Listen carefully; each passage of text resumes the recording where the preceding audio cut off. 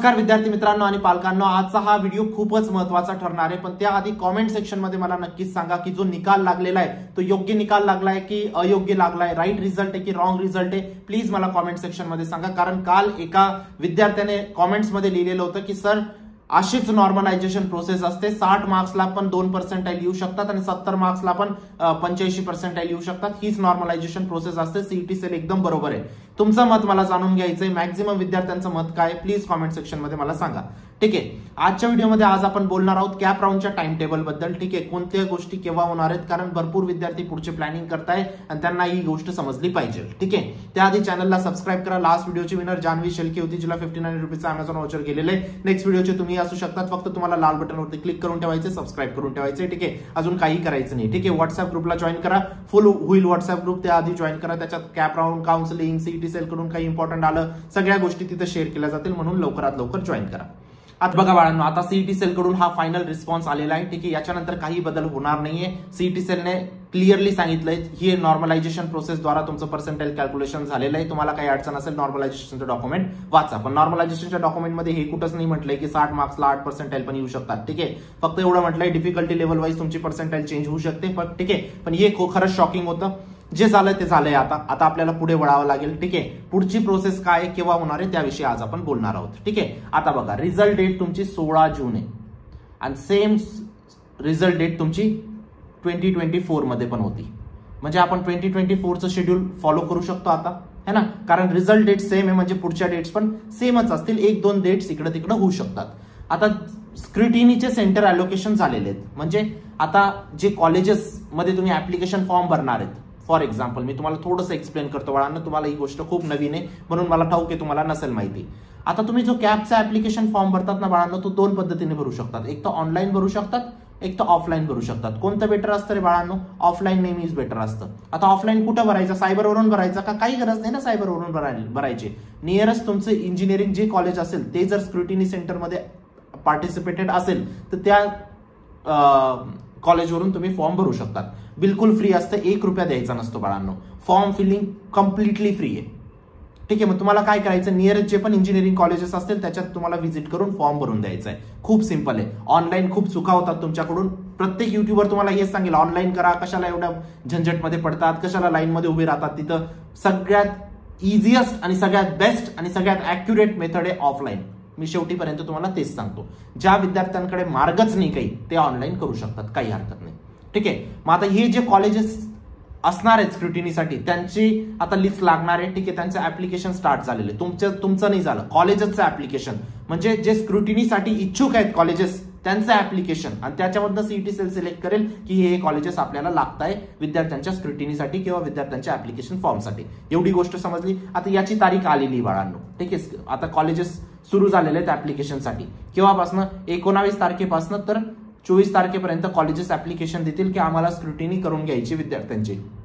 याच्याने कॉलेजला काय फायदा होतो? याच्याने कॉलेजचं प्रमोशन होतं. जर तुम्ही त्या कॉलेजमध्ये व्हिजिट करतात फॉर्म भरायला, म्हणजे कॉलेजचं इनडायरेक्टली प्रमोशन होतंय. ठीक आहे, तर ही 24 तारखेपर्यंत चालेल. तुम्हाला काही करायचं नाही, हे कॉलेज करणार आहे. ठीक आहे, आता नेक्स्ट जी स्टेप आहे ती इम्पॉर्टंट आहे. पण त्याआधी एक इम्पॉर्टंट गोष्ट सांगू इच्छितो बाळांनो. पर्सनल काउन्सिलिंगची बॅच फुल होते. ठीक आहे, खूप कमी सीट्स उरलेल्या आहेत. लवकरात लवकर रजिस्टर करा. लिंक डिस्क्रिप्शन बॉक्समध्ये टाकलेली आहे. जर तुमचे कमी पर्सेंटाइल जरी असतील तरी मी गॅरंटी देतो त्या कमी पर्सेंटाइल नुसार तुम्हाला चांगलं कॉलेज भेटू शकतं. ठीक आहे, जर तुम्ही पर्सनल काउन्सिलिंग मध्ये पर्सनल काउन्सिलर कडून व्यवस्थित कॉलेज लिस्ट बनवून घेतली तर. कारण लास्ट इयर असे खूप सारे विद्यार्थी होते ज्यांचे खूप कमी पर्सेंटाइल होते तरी ते आज महाराष्ट्राच्या चांगल्या कॉलेजेसमध्ये शिकताय. का? कॉलेज लिस्ट व्यवस्थित बनवली. आता पूर्ण गेम तुमचा कॉलेज लिस्टचा आहे बाळांनो. ठीक आहे, असेही खूप सारे विद्यार्थी होते ज्यांचे खूप चांगले पर्सेंटाइल होते, 95-98% होते, तरी ते थर्ड क्लास कॉलेजेसमध्ये शिकताय. का? कॉलेज लिस्ट व्यवस्थित बनवता नाही आली. मुंबईचे काही कॉलेज टाकून दिले, पुण्याचे काही टाकून दिले, एकही कॉलेज अलॉट झालं नाही.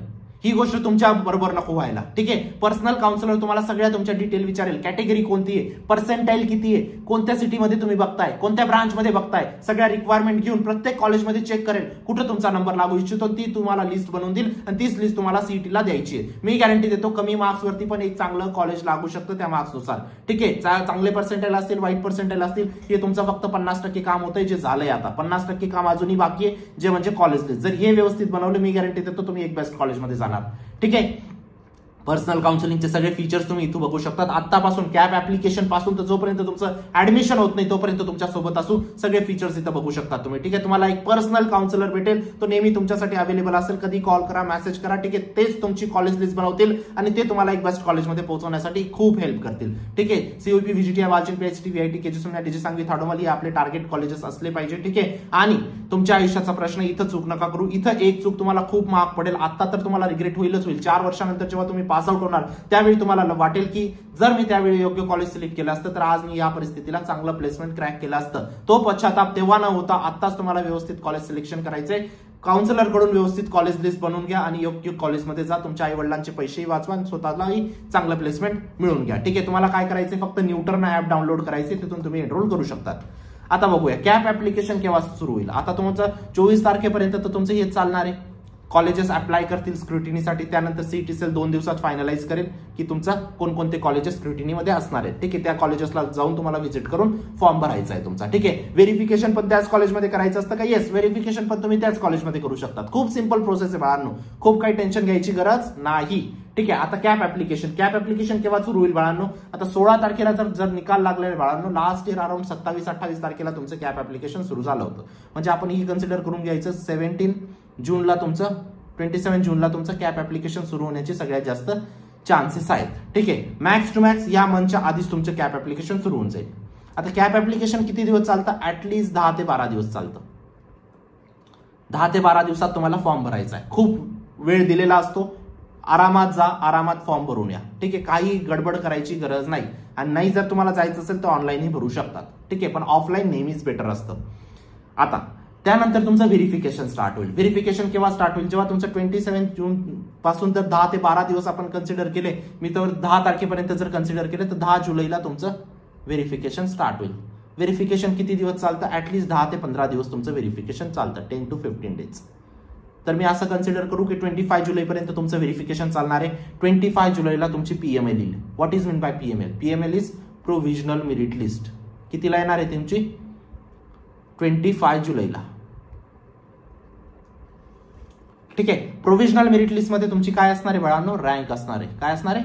रँक. कोणकोणती रँक असते तुमची? युनिव्हर्सिटी रँक असेल, कॅटेगरी रँक असेल, तुमची लेडीज असणार तर लेडीज रँक असेल. ठीक आहे, तुमची स्टेट लेवल रँक असेल, होम युनिव्हर्सिटी रँक असेल, other than home university rank असेल. भरपूर प्रकारच्या रँक्स तुमच्या त्याच्यात असणार आहेत. ठीक आहे, त्याच्याविषयी पण आपण एक डिटेल सेशन मध्ये बघणार आहोत. पण एवढी गोष्ट समजली तुम्हाला, पीएमएल तुमची अराउंड 25 जुलैला येईल. आता पीएमएल आल्यानंतर तुम्हाला एक चान्स देतं सीईटी सेल. आत्ताही तुम्हाला कॅटेगरी चेंज करायची आहे का? करा लवकर. आत्ताही तुम्हाला नाव मध्ये चेंज करायचंय का? करा लवकर. ठीक आहे, त्यानंतर तुम्हाला ग्रीव्हन्सेस द्यावे लागतात. आम्हाला हे चेंजेस पाहिजे. त्यानंतर चेंजेस होऊन तुमच्या फायनल मेरिट लिस्ट मध्ये दिसतात. फायनल मेरिट लिस्ट मध्ये जे तुमचं नाव आलं, जे तुमचा नंबर आला, जे तुमचं मदर्स नेम आलं, जे तुमचं फादर्स नेम आलं, ते फायनल असतात. त्यानंतर तुम्ही कधीच चेंज करू शकत नाही. त्यांच्या स्पेलिंग मिस्टेक सुद्धा चेंज करू शकत नाही. ही फायनल मेरिट लिस्ट केव्हा येईल बाळांनो? 7 दिवसानंतर. म्हणजे तुम्ही कन्सिडर करा की 2 ऑगस्टच्या आसपास तुमची फायनल मेरिट लिस्ट येईल. ठीक आहे, आणि ऑप्शन फॉर्म लगेच फायनल मेरिट लिस्ट आल्यानंतर दुसऱ्या दिवशी ऑप्शन फॉर्म स्टार्ट होऊन जातो. म्हणजे तुम्ही 3 ऑगस्टला तुम्ही ऑप्शन फॉर्म तुमचा सुरू होऊन जाईल. आता ऑप्शन फॉर्म काय बाळांनो? सगळ्यात महत्वाची स्टेप, इथं तुम्हाला कॉलेज लिस्ट टाकावी लागते. ही महत्वाची स्टेप आहे. म्हणजे तुम्हाला कॉलेज लिस्ट केव्हा पेस्ट करायची? ऑगस्टमध्ये. ठीक आहे, आता जे विद्यार्थी काउन्सिलिंग मध्ये रजिस्टर करतायत थोडासा पेशन्स ठेवा. कमीत कमी 15 ते 20 दिवस लागतात कॉलेज लिस्ट बनायला. आणि तुम्हाला कॉलेज लिस्ट केव्हा अपलोड करायची? ऑगस्टमध्ये. ठीक आहे, कारण प्रत्येक कॉलेजमध्ये आम्हाला चेक करावं लागतं कुठं तुमचा नंबर लागू शकतो. ठीक आहे, म्हणून थोडा पेशन्स ठेवा. लगेच कंप्लेंट नका करायला लागून जाऊ की आम्हाला लिस्ट भेटली नाही. वेळ लागेल तुम्हाला लिस्ट बनवायला. ठीक आहे, थोडासा टाइम द्या आम्हाला. ठीक आहे, 3 ऑगस्ट पर्यंत तुमचा ऑप्शन फॉर्म तुम्हाला भरायचा आहे. आता ऑप्शन फॉर्म भरण्यासाठी किती दिवस देतात? 4-5 दिवस तुमच्याकडे असतात. ठीक आहे, 7-8 दिवस आपण कन्सिडर करूया. त्यानंतर तुमचा कॅप ऍप्लिकेशन ऑप्शन फॉर्म कुठे भरायचा? कॉलेजमध्येच भरा. ज्या कॉलेजमध्ये तुम्ही ऍप व्हेरिफिकेशन केलं ना त्याच कॉलेजमध्ये तुम्ही ऑप्शन फॉर्म भरू शकतात. ऑनलाईनही भरू शकतात, काही अडचण नाही. पण मी सजेस्ट करतो की ऑफलाईन भरा. त्यानंतर कॅप 1. लास्ट इयर 12 ऑगस्टला तुमचा कॅप राऊंड 1 लागला होता. केव्हा? 12 ऑगस्टला. तर या वर्षी पण केव्हा लागू शकतो? कॅप 1चं जे अलॉटमेंट आहे ते 12 ऑगस्टला लागेल तुमचा. आता 12 ऑगस्टला अलॉटमेंट लागल्यानंतर तुम्हाला 3 ऑप्शन तुमच्या समोर येऊन लागतात. Freeze, float, auto freeze. Float म्हणजे काय रे बाळांनो, मला हे कॉलेज पाहिजे मला आणि मला पुढच्या राऊंडमध्ये जायचंय, त्याला म्हणतो आपण फ्लोट. फ्रीज म्हणजे काय रे बाळांनो, मला हे कॉलेज बुक करायचं, मला पुढे खेळायचं नाही, ठीक आहे, याला म्हणतो आपण फ्रीज. फ्लोट समजलं. ऑटो फ्रीज म्हणजे जर पहिल्या नंबरचं कॉलेज लागून गेलं तुम्हाला, लिस्ट तुम्ही जी कॉलेज लिस्ट टाकली आहे आणि तिच्यात पहिल्याच नंबरचं कॉलेज जर तुम्हाला लागून गेलं तर तुमचं ऑटो फ्रीज होऊन जाईल. त्यानंतर तुम्ही काहीच करू शकत नाही, त्यानंतर कोणत्याच राऊंडमध्ये तुम्ही जाऊ शकत नाही. कारण सीईटीला काय वाटतं, याने या कॉलेजला पहिला प्राधान्य दिलेलं आहे, याच्यावरती याचा कोणताच प्राधान्य नाहीये, म्हणून याला हे बुक करा. आणि योग्य आहे ना तुमच्यासाठी, कारण तुमच्यासाठी ते बेस्ट आहे म्हणून तुम्ही 1 नंबरला ठेवलंय. त्याच प्रकारे काउन्सिलर पण तसेच कॉलेजेस 1 नंबरला ठेवतात, है ना. ठीक आहे. आता फ्रीज फ्लोट नंतर काय होणार आहे, तुमचा कॅप 2 लागेल. कॅप 2 लगेच 8 दिवसात लागून जातो तुमचा, ठीक आहे. म्हणजे तुम्ही 20 ऑगस्टला कॅप 2 एक्सपेक्ट करू शकतात. 27 ऑगस्ट पर्यंत तुम्ही कॅप 3 एक्सपेक्ट करू शकतात. कॅप 4 ची अजून काहीच न्यूज नाही सीईटी सेल कडून. किती न्यूज आर्टिकल तुम्ही बघताय मला ठाऊक आहे, प्रत्येक मध्ये 4 कॅप राऊंड म्हटले, पण अजूनपर्यंत काही अपडेट दिलेली नाही सीईटी सेलने, ठीक आहे. तर आपण कॅप 3 आतापर्यंत कन्सिडर करणार आहोत. गोष्ट समजली. 27 ऑगस्ट पर्यंत तुमचा कॅप 3 संपून जाईल, ठीक आहे. म्हणजे तुमचे ऑलमोस्ट ऍडमिशन संपून जातात. तुम्हाला आता शॉकिंग होईल, कॅप 1 नंतर आहे ना तुमचे काहीच डाऊट येणार नाही. कॅप 1 नंतर तुम्ही कॉलेज बुक करून घेतात मॅक्झिमम विद्यार्थी, ठीक आहे. कारण कॅप 2 आणि कॅप 3 मध्ये खूप कमी सीट्स असतात बाळांनो, ठीक आहे. कॅप 1 मध्येच मेजॉरिटी सीट्स तुमच्या बुक होऊन जातात. चला, त्यानंतर असतात स्पॉट राऊंड. स्पॉट राऊंड आपले कॉलेज केव्हाही कंडक्ट करू शकतात, ठीक आहे.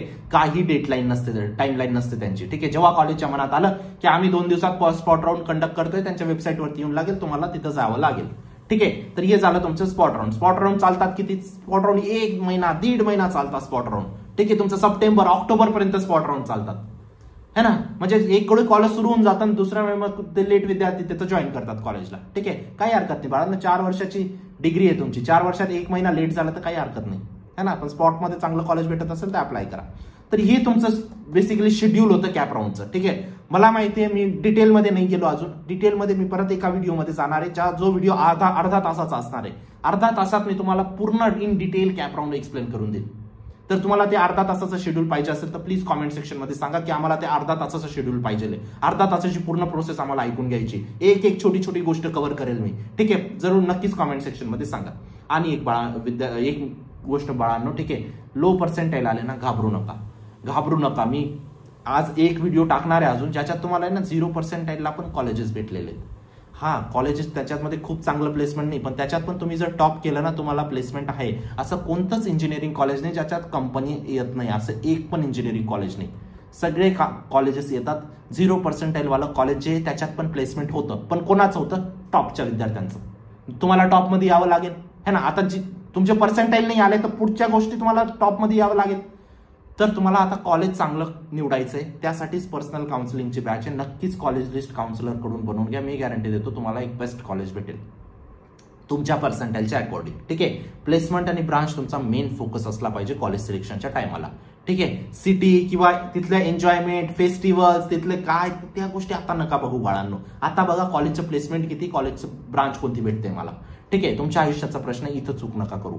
इथं तुम्ही ना अशा पद्धतीने नका जाऊ मला पुण्यातच पाहिजे, कारण पुणे खूप ग्लोरीफाय केलेले बाळांनो की पुण्यात लाईफ आहे ना, म्हणजे एक कॉलेज लाईफ आहे पुण्यात, है ना. हे ग्लोरीफाय केलेले, पण तुम्हाला तेच करायचंय का आयुष्यात. प्लेसमेंट तरी पाहिजे ना. विद्यार्थ्यांना पुण्याचे लो लेवल कॉलेजेस चालून जातात, पण नाशिकचं टॉप लेवल कॉलेज नाही चालत. का रे बाळांनो, हा माइंडसेट का तुम्ही डेव्हलप केलेला आहे. प्लीज थोड्या गोष्टी समजा याच्यावरती. तुम्ही तुमचं भविष्य कुठं बनणार आहे ना. इथं तर तुम्हाला एन्जॉयमेंट भेटेल बाळांनो. प्लीज या सगळ्या गोष्टींकडे लक्ष द्या, ठीक आहे. तुमच्या आयुष्याचा प्रश्न आहे, इथं चूक नका करू प्लीज. आता व्हॉट्सअप मेसेज तुम्ही मला ड्रॉप करू शकतात, कॉल नका करू. कॉल अजूनही ऍक्सेप्ट करणं माझ्यासाठी पॉसिबल नाही. थोडे दिवस द्या मला, मी कॉल्सवरती पण स्टार्ट होऊन जाईल, ठीक आहे.